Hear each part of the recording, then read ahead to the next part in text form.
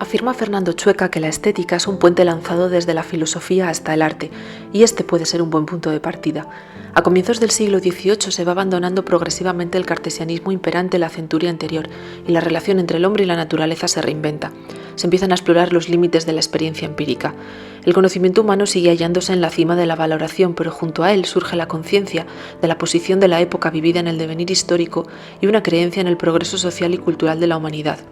Asistimos a una auténtica popularización de la filosofía, en la que el hombre de la Ilustración consideraba que el futuro era suyo, pues se creía libre e independiente, y palabras como ideal o utopía suenan cada vez con más fuerza. La primacía de la razón había conducido al pensamiento hacia un nihilismo axiológico, cargado de escepticismo, pero al mismo tiempo el hombre se centra en intentar comprender el mundo y a sí mismo, y para lograrlo necesita la experiencia sensible. Haciendo caso a Montesquieu, la aspiración del hombre en torno al siglo XVIII es trascender sus límites.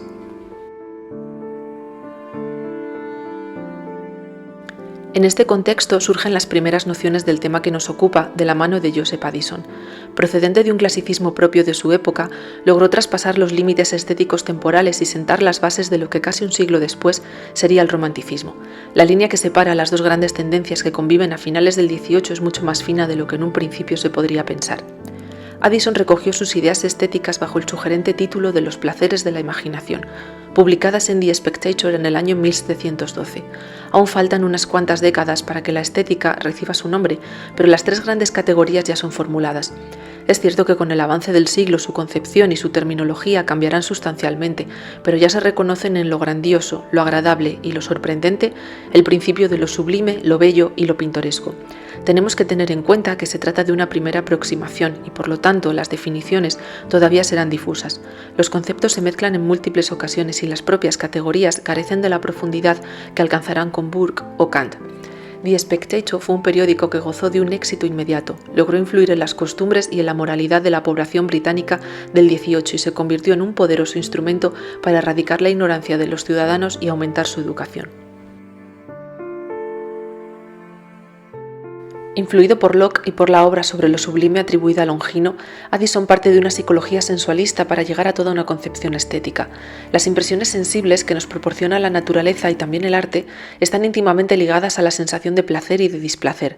Esas impresiones, a las que Locke denominó ideas simples, constituyen los placeres de la imaginación y se dividen en tres grupos: el sentimiento de lo grande, poderoso y sublime, la experiencia de lo nuevo, lo inhabitual y lo sorprendente, y la sensación agradable que acompaña la contemplación de una forma bella o de una obra artística de apariencia regular y equilibrada. En su obra podemos encontrar una primera descripción de lo que se catalogará como sublime, proporcionando ejemplos que van a perdurar en el imaginario colectivo. Por grandeza no entiendo solamente el tamaño de un objeto peculiar, sino la anchura de una perspectiva entera, considerada como de una sola pieza.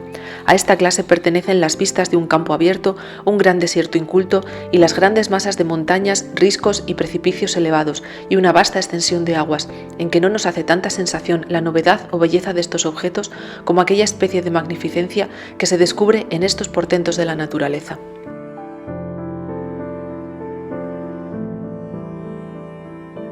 Una vez sentadas las primeras bases de la estética, aparece en 1557 una obra que resulta completamente influyente, novedosa y determinante: Indagación filosófica sobre el origen de nuestras ideas acerca de lo sublime y lo bello, de Edmund Burke.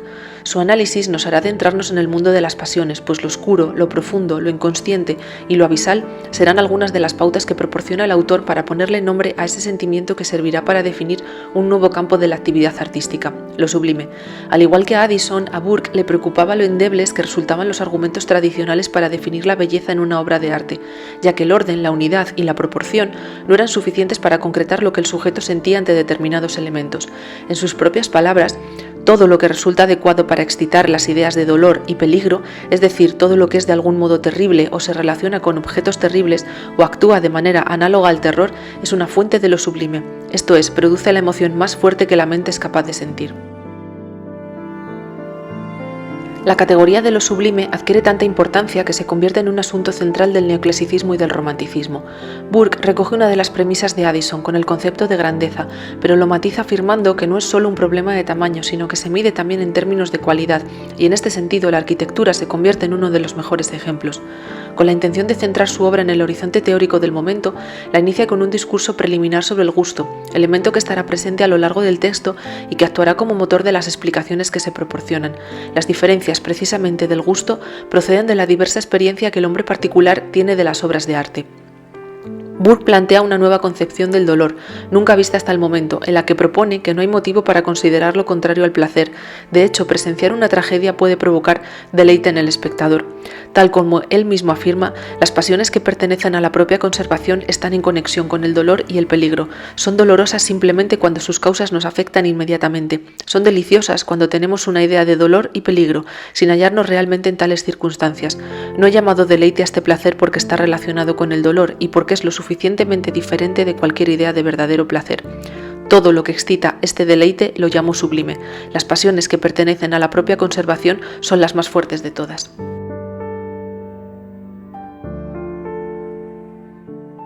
Afirma Eugenio Trías que el análisis de Kant de lo sublime significa el giro copernicano de la estética, la aventura del goce estético más allá del principio formal, mensurado y limitativo al que quedaba restringido el concepto tradicional de lo bello. Efectivamente, Kant, primero en sus observaciones sobre lo bello y lo sublime y posteriormente en la crítica del juicio, retoma las ideas de Burke, pero rechaza su teoría. El filósofo alemán afirma que el sentimiento de lo sublime provoca en el sujeto dos reacciones encadenadas. En primer lugar, al intentar aprender algo grandioso, se ve sobrepasado por las circunstancias, lo que le provoca dolor. El sujeto se encuentra en un estado indefinido de suspensión ante aquello que le excede y reflexiona sobre su propia insignificancia. Hasta aquí las concomitancias con Burke son explícitas, pero Kant añade una segunda reacción. El sujeto, ante la insignificancia física, impone su superioridad moral. Lo sublime ya no es únicamente un hecho empírico, sino que entra en juego la idea de la razón. Es decir, se contrapone la pequeñez de la subjetividad sensible a la grandeza de la subjetividad racional, lo que provoca en el sujeto una conciencia de su superioridad moral sobre la naturaleza.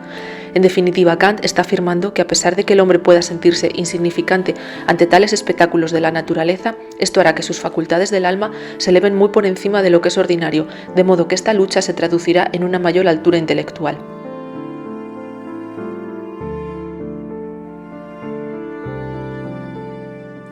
Una vez visto brevemente el panorama estético del siglo XVIII, cabe preguntarse si realmente existió o existe una arquitectura sublime. Desde las arquitecturas piranesianas hasta las de los arquitectos de la Revolución, todas poseen un marcado carácter de lo sublime. Parece innegable que con la vuelta al clasicismo que trajo el medio siglo convivió también una corriente que se apartaba de la tradición vitruviana. El empirismo, lo sublime de la naturaleza, incluso lo feo, pugnaban por hacerse un hueco en el gusto artístico del momento. Lo desordenado, la asimetría o lo irregular también constituían una categoría estética que rivalizaba con la regularidad del clasicismo imperante.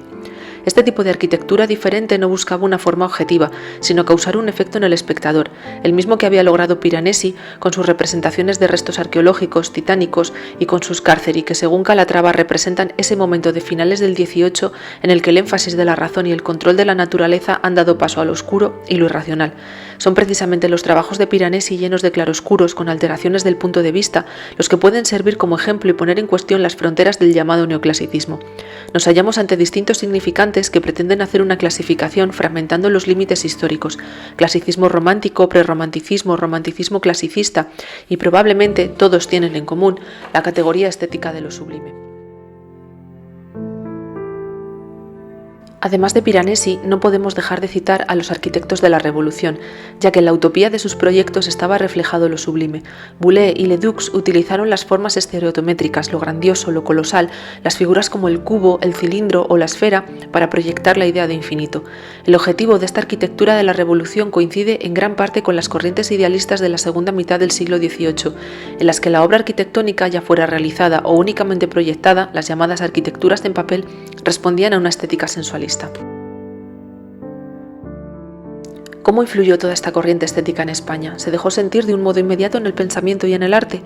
Es innegable que las obras citadas hasta ahora fueron conocidas por los intelectuales españoles, pero no es menos cierto que hasta bien iniciado el siglo XIX no fueron traducidas a nuestro idioma, lo que sin duda dificultó su difusión. Este hecho estrecha el círculo de artistas que se dejaron seducir por ideas más sensualistas, aunque debemos tener en cuenta que a finales del XVIII y principios del XIX las diferencias tajantes que se han querido establecer entre el clasicismo y el romanticismo no se sentían como tal. Se trataba de dos realidades que no eran excluyentes. En ambas opciones parece que se quiere volver a la antigüedad y a un pasado grandioso, en un caso mediante fórmulas racionales y en el otro sentimentales.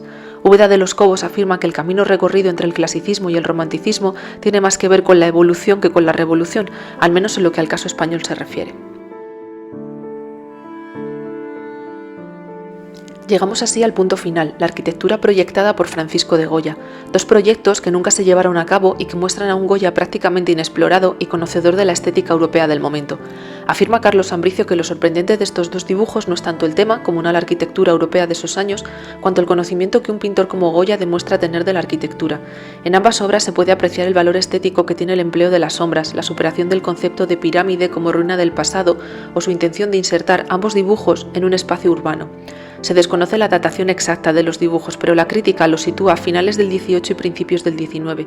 Fernando Chueca se inclina por una fecha posterior a 1808, ya que a uno de ellos lo considera el mausoleo para las víctimas del 2 de mayo.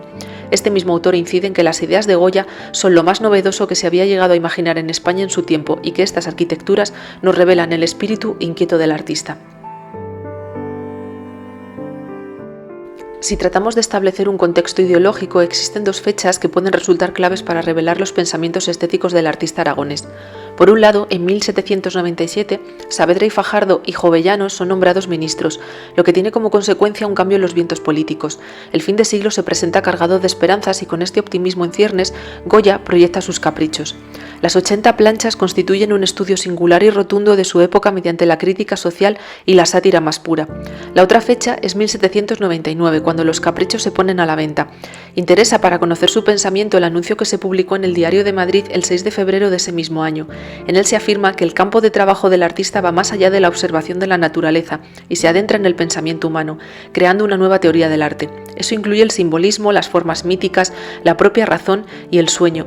Es precisamente el capricho 43, el sueño de la razón produce monstruos, el que define su filosofía ilustrada. Según Ricardo Usón, su deseo de libertad expresiva, su fantasía para lograr la meta del arte debe caminar del lado de la razón. El primero de sus proyectos arquitectónicos recibe el nombre de Proyecto del Monumento y se encuentra actualmente en el Museo Nacional del Prado. El dibujo consiste en un alzado del objeto, consta del dato técnico de la escala y una inscripción que supone toda una declaración de intenciones. Goya inventó y dibujó. Está realizado sobre papel perjurado de color gris con líneas a lápiz y aguada a tinta negra. El alzado muestra un edificio consistente en el volumen bajo y horizontal sobre el que se sitúa otro con forma de pirámide escalonada. El dibujo se está utilizando como símbolo. Aparte del edificio no existe nada más, excepto un grupo de personas situadas frente a él que proporcionan una idea del tamaño del monumento. Son estas personas las que sirven también como medida, ya que la escala elegida es la de los 6 pies, que equivalen a 2 varas castellanas, medida exacta de los personajes ubicados junto al edificio. El proyecto tiene claras concomitancias con la arquitectura de la Revolución y la influencia del pensamiento de Boulez es innegable.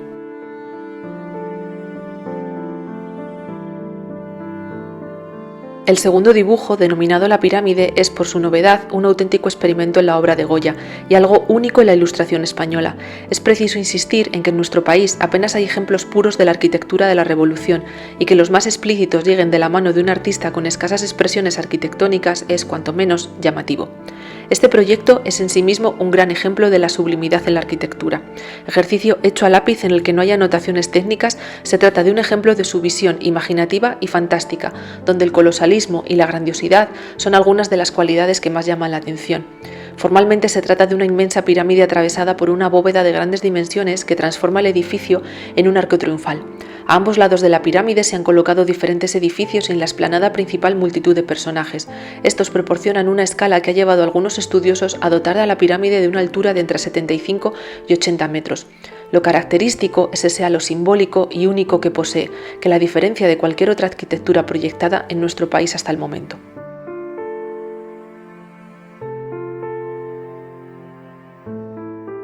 ¿Es posible que los mayores ejemplos de la arquitectura de la Revolución en España corrieran de la mano de Francisco de Goya? ¿Puede una arquitectura en papel convertirse en un símbolo? Quizás solo un genio pudo ser capaz de imaginar lo sublime. Los límites son difusos, las fronteras se diluyen cuando de estilos se trata, la división entre el clasicismo y el romanticismo parece no ser tal y las nomenclaturas en ocasiones enredan un panorama ya de por sí bastante complejo. La ilustración y la razón convivieron con la experiencia, el sentimiento y la sensualidad, provocando la búsqueda del placer en el dolor para hallar lo sublime sublime y, como decía Lucrecio, disfrutando también del sabor amargo que surge del centro mismo del deleite. No podemos olvidar que el XVIII fue un siglo de las luces secretamente enamorado de las sombras.